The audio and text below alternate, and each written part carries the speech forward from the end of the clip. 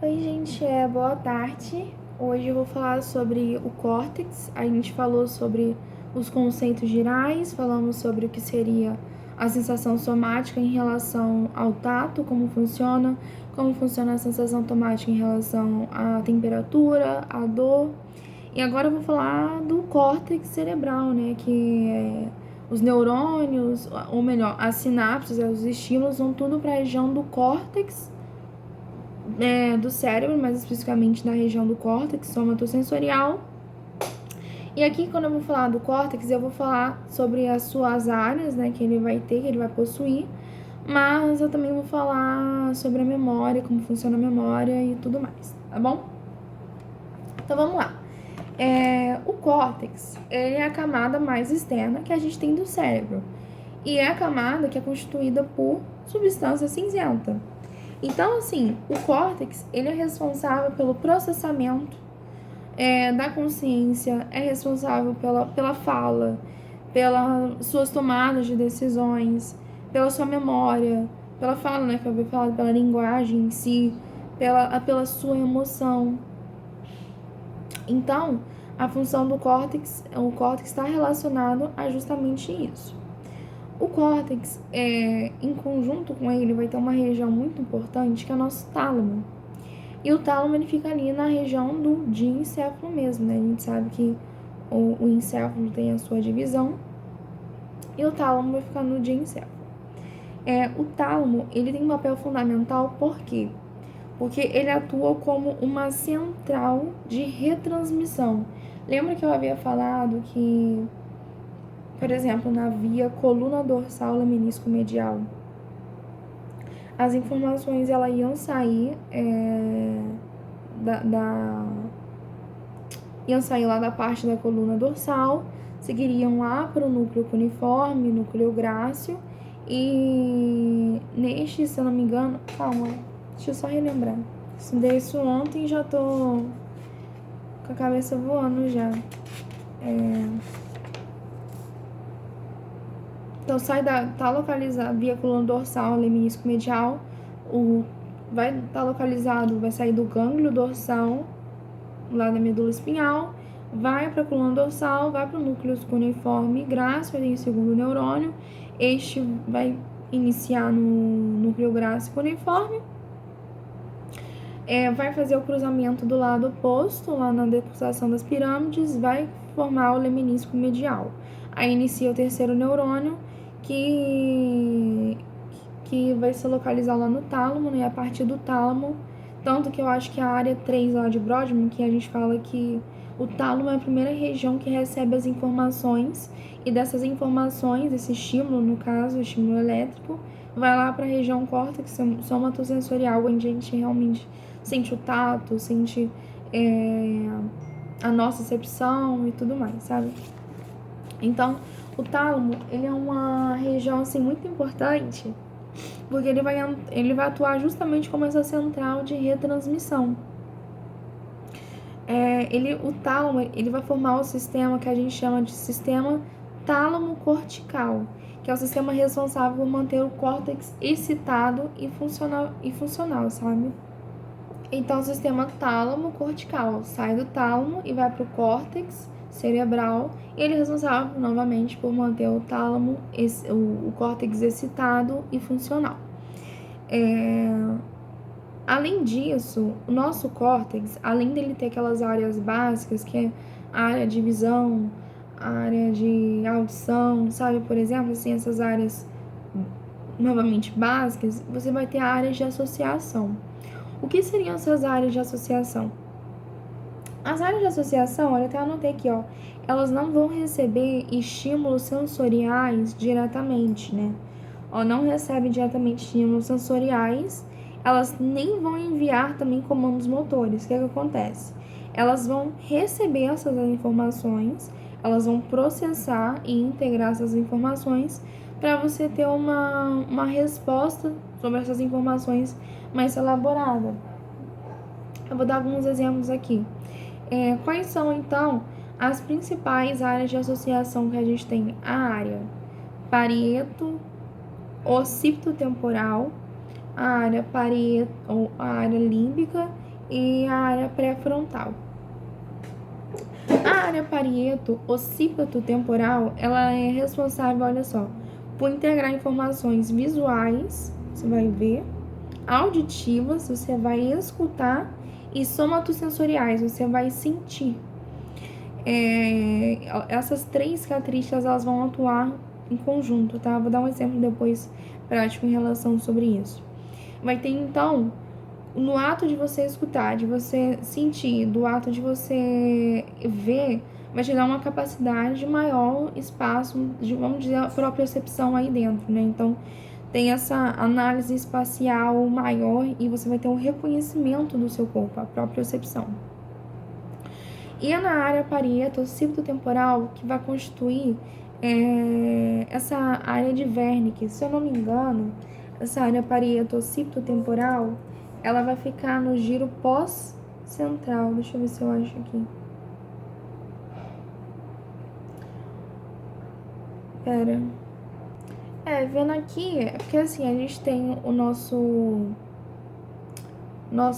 Como que é o nome daquele giro central, né? Não é giro central, mas a gente tem o giro pré-central e o giro pós-central, correto? Então, na parte do pós-central seria a região somática primária, depois a somática secundária, e depois vai estar lá essa área do parieto occipital-temporal, occipito-temporal. E nessa área contém a área de Wernicke. A área de Wernicke, ela é importante até mesmo por causa de uma famosíssima síndrome, doença que se fala, né, que é a afasia ou afasia de Wernicke, né, que a gente tem. É afasia mesmo? É a afasia de Wernicke, tem a afasia de Broca. A de Broca está relacionada com a área pré-frontal, vou falar sobre isso. Mas voltando, então contém a área de Wernicke, que é responsável por você compreender a linguagem. Além de você ter a área de Wernicke, você vai ter o giro angular. E o giro angular, ele é importante a gente entender, porque é ele que vai mandar as informações, vamos dizer assim, visuais para a área de Wernicke, para a gente conseguir ler, para a gente conseguir entender, compreender a linguagem, tanto falada quanto escrita mesmo, né? Por quê? Esse giro angular, ele vai estar relacionado, ele é essencial para entender as palavras, porque ele vai associar a visão. Por exemplo, o ato de eu bater um olhar aqui na palavra, eu estou vendo, vai estar associando a minha visão com o ato de ler e vai mandar essa informação para minha área de Wernicke, que é onde eu vou conseguir ler a escrita e tudo mais. Então, o giro angular, ele coordena o que você vê e ele leva as informações visuais das palavras lidas para a área de Wernicke, é na área de Wernicke que eu entendo que está sendo lido. Então, essa área parieto-occipito-temporal é responsável por coordenar o que você vê, o que você escuta e o somatosensorial, né? O que você entende, o que você sente também, assim, acredito eu. A área pré-frontal é uma área... É aquela área que vai estar relacionada, vamos dizer assim, com... Não, talvez eu fale merda. É melhor ler o que tá escrito aqui, ó. A área pré-frontal trabalha com o córtex motor, tá? Então, você vai planejar ações, ações complexas, vai estar relacionado também com os núcleos da base, essa área pré-frontal. É responsável pelo pensamento abstrato, pela memória de trabalho, pela tomada de decisão. Então, assim, a área pré-frontal está relacionada com o córtex motor, então é responsável por ações elaboradas, por tomadas de decisões, por memória de trabalho, que eu havia citado, pelo pensamento abstrato. Então, quando você tem uma área nessa área pré-frontal, que fica está associado justamente na área do lobo frontal ali, Se você tem uma lesão ali, vai te atrapalhar no planejamento de ações, você não vai conseguir, não vai conseguir elaborar ações consecutivas, assim vamos dizer. Você vai ter se você está lesionando o lobo frontal, a gente viu isso que vai causar uma mudança no teu comportamento social.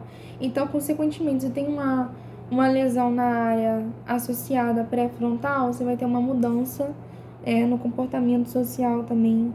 Você não vai conseguir focar nas coisas, vai ter falta de foco, perda na capacidade de realizar ações consecutivas, né, de planejamento, no caso.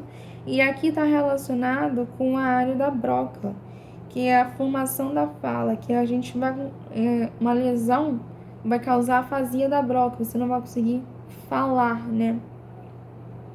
Então, uma lesão na área frontal te prejudica no planejamento, te prejudica na memória de trabalho, no julgamento, na sua atenção, no seu comportamento, na sua fala em si. E por fim, relacionada à área de associação, a gente tem a área límbica. A área límbica, ela vai estar relacionada, obviamente, com o nosso sistema...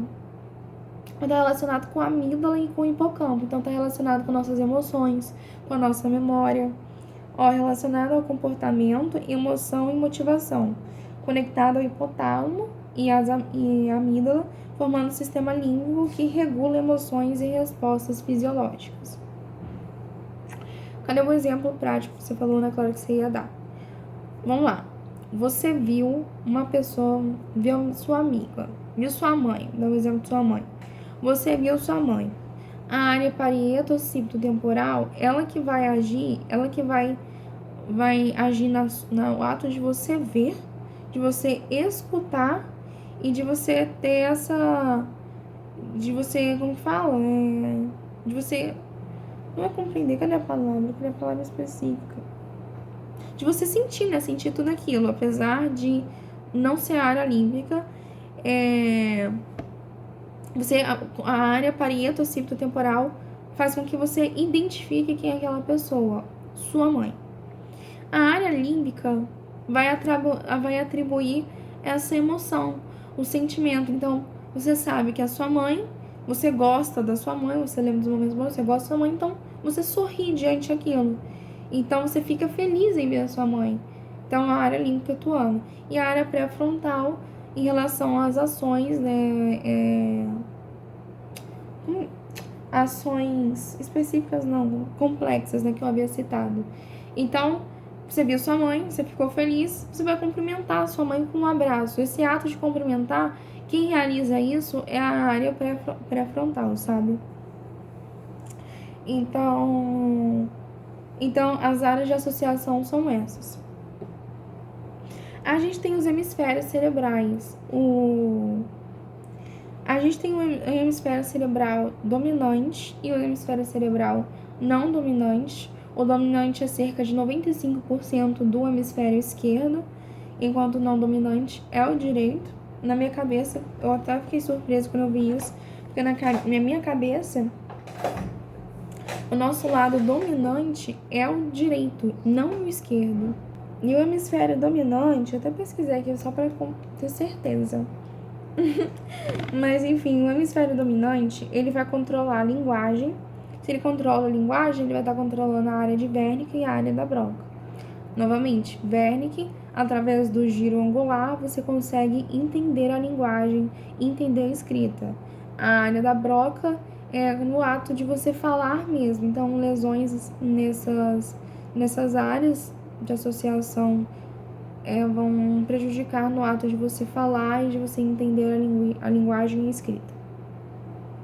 Está relacionado também com o pensamento lógico, com a sua motricidade, o seu controle é mais detalhado, né, complexo. Além do mais, que esses hemisférios em si, eles recebem fibras de ambos os lados, seja do esquerdo ou do direito, através do nosso queridíssimo corpo caloso, né? E a gente tem um hemisfério não dominante, que o não dominante, ele já vai constituir as informações, as memórias, o ato de você tocar música, você escutar música e tudo mais, tocar música em si, na sua linguagem corporal e tudo mais. Então, ó, hemisfério cerebral dominante está relacionado com a linguagem, fala, leitura e escrita, raciocínio lógico e matemático, capacidade analítica e simbólica, no ato de você coordenar, ter o controle complexo, né, o controle detalhado. E o hemisfério não dominante, novamente, está relacionado com a memória, relacionado com o ato de música, sua linguagem corporal. Então, assim, a sua criatividade também, né, e tudo mais. Calma, tá acabando. Ai, uma coisa que eu esqueci de falar, perdão, é que caso haja uma lesão na área parieto occipitotemporal, você tem perda do conhecimento do lado do seu corpo, tá? Ai, que mais? E caso haja uma lesão na área de associação pré-frontal, você vai ter a agressividade diminuída, mas você vai ter respostas sociais inapropriadas, né? Você não consegue planejar ou manter uma sequência de ações. Agora vamos falar da parte do pensamento, da memória em si, né? Assim, pensamento, consciência e memória, eles são... O pensamento em si, ele surge da ativação simultânea de várias áreas do nosso sistema nervoso central, tá? Já a memória é a nossa capacidade de reter e recuperar informações baseando nas modificações sinápticas. Então, a memória só acontece, a gente só tem a capacidade de reter e recuperar as nossas informações por causa da alteração dessa transmissão sináptica de um neurônio para o outro. E os tipos de memória? Existe a memória negativa e existe a memória positiva. Tem duas formas de a gente entender isso. Ana Clara, diria de maneira, vamos assim, psicológica, sem entender nada de psicologia, mas é que a nossa memória negativa é aquilo que vai fazer com que a gente evite, foi algo, vamos dizer assim, que não nos agradou, traumatizante, vai fazer que a gente evita aquele comportamento novamente. Então, o ato não sei lá, eu andar de bicicleta, por exemplo, né? Andar de bicicleta, descer o morro de bicicleta sem freio. Me caí e me esculachei toda. Uma memória negativa, me machuquei. Então, eu sei que eu não vou fazer mais isso, que me machuca, né? Então, seria mais ou menos isso, né? Leva o indivíduo a evitar aquele comportamento. A memória positiva, já ao contrário, vai fazer com que o indivíduo realize aquele comportamento. No ato de você estudar muito e você... meu computador desligou. No ato de você estudar muito, receber notas positivas, notas boas. Você vai querer estudar mais para continuar recebendo notas boas, sabe? Então, isso seria uma memória positiva, leva o indivíduo a repetir o comportamento. Eu diria assim, na forma psicológica, novamente, sem entender nada de psicologia. Agora, em relação à fisiologia, a memória negativa, a gente vai ter algo que a gente chama de habituação. O que acontece? A habituação é a redução progressiva de um estímulo repetitivo e inofensivo. Eu confesso que eu não tinha entendido muito bem o que seria isso, até que eu pedi um exemplo e o nosso queridíssimo chat GPT ele deu. Que é o seguinte, estou com meu ventilador ligado. Eu não sei se está dando para escutar no fundo, mas eu estou com meu ventilador ligado desde a hora que eu sentei aqui para estudar. Então, assim, eu tô recebendo estímulo lá do som, é inofensivo, então, olha só, só que vai ter um momento em que eu ignoro, é como se fosse aquela coisa lá que eu havia citado da nossa adaptação a um estímulo tátil. Lembra que eu falei do ato de você vestir a blusa? É como se fosse isso. Eu tô recebendo um estímulo que o ventilador está ligado, só que antes de eu falar sobre esse exemplo, eu tinha esquecido completamente que o ventilador está ligado, mesmo ele fazendo barulho. Então, assim, o que acontece? O meu cérebro se habituou. Ele teve essa habitação. Então, o meu sistema nervoso central, ele aprendeu que aquele estímulo não tem importância, ele não tá causando nenhum mal a mim e apenas ignorou ele, sabe? Então, essa que seria a habituação que está associada à memória negativa. Olha só, então eu notei que no início você percebe o barulho do ventilador, mas depois de um tempo seu cérebro deixa de reagir, ele se habitua, se ignora. Isso evita gasto de energia com estímulos irrelevantes, tá? Agora, a positiva está relacionado com algo que a gente chama de sensibilização. Você vai ter um aumento de uma resposta após uma experiência satisfatória, vamos dizer assim. Não satisfatória, é o contrário, né?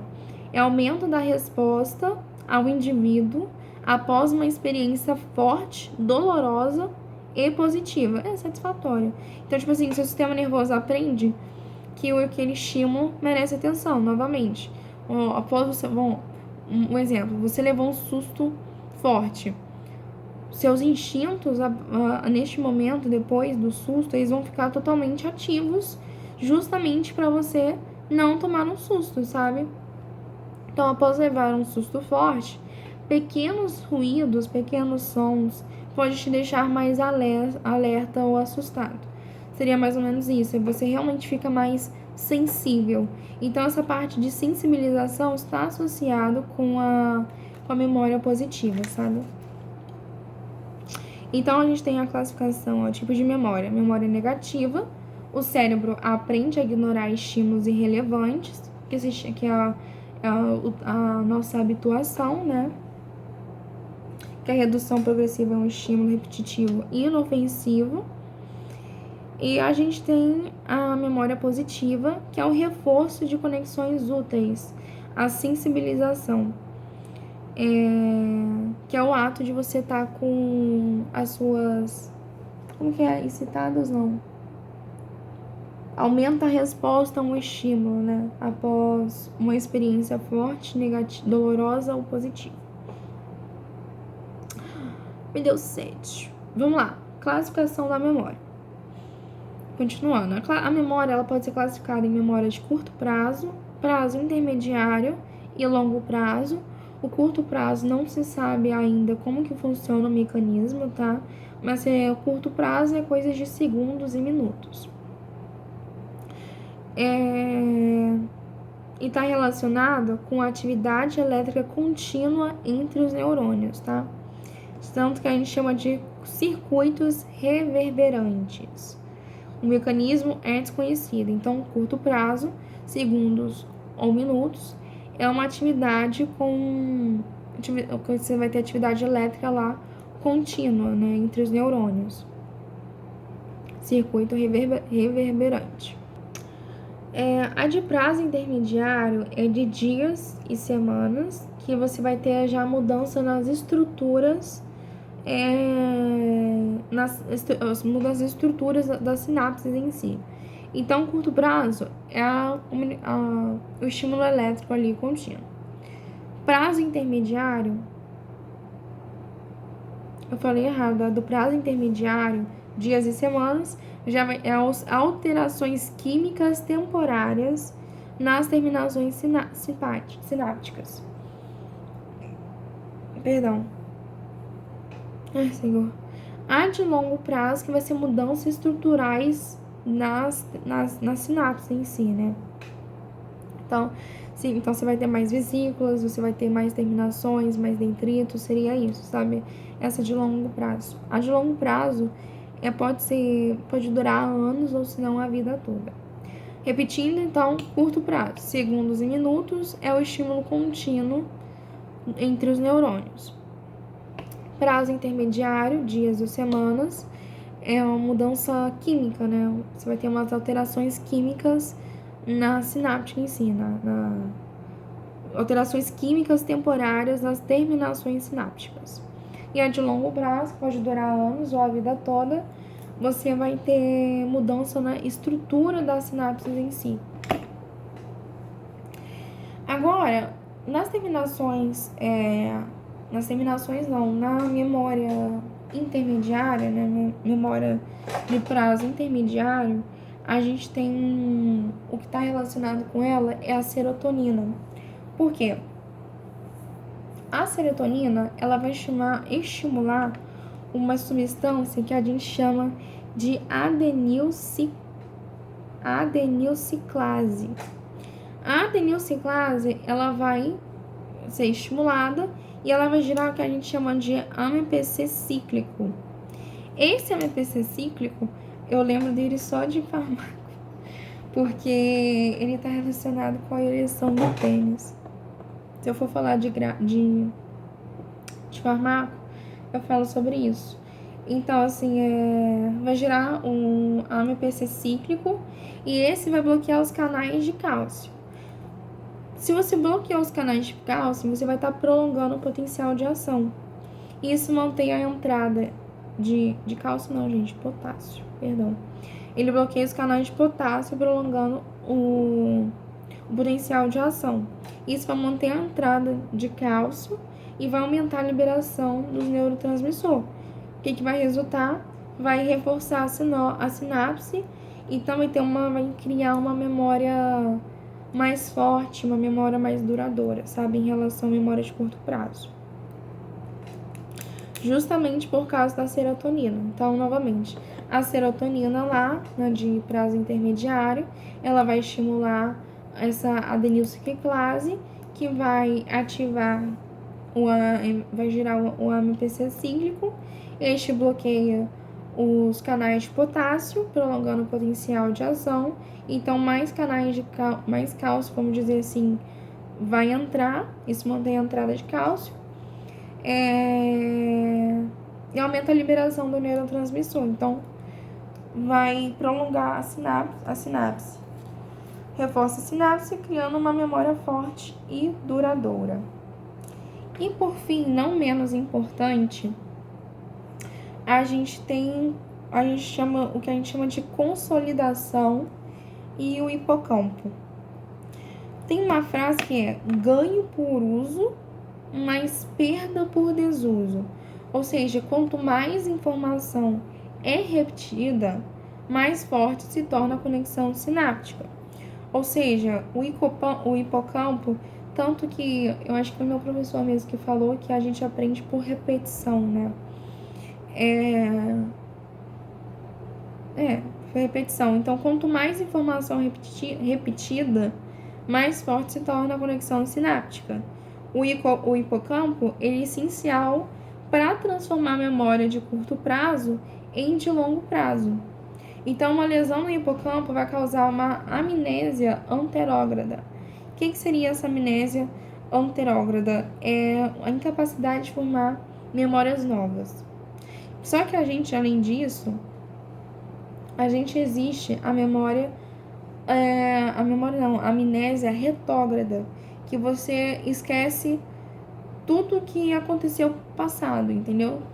Enquanto a anterógrada, você esquece, vamos dizer assim, do futuro, de novas memórias. Por exemplo, tem uma amnésia anterógrada. Tudo que aconteceu hoje, amanhã já não vou lembrar mais.